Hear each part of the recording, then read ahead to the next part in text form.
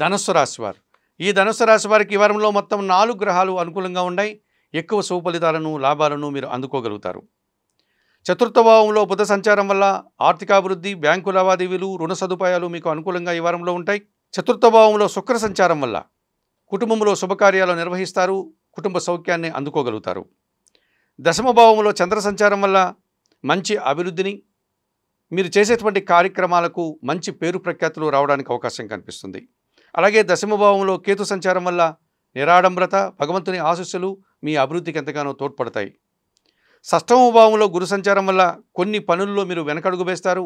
విద్యారంగంలో మీరు ఊహించినటువంటి తక్కువ ఫలితాలు రావడానికి అవకాశం కనిపిస్తుంది. ఈ రకంగా మీరు కొన్ని ఇబ్బందులు కొని తెచ్చుకుని వారు అవుతారు. కొన్ని విషయాల్లో నిరాశను కూడా ఎదుర్కోవాల్సి ఉంటుంది. మరి ఈ రాశి వారికి వారంలో ఆది, సోమ, మంగళవారాలు అనుకూలంగా ఉన్నాయి.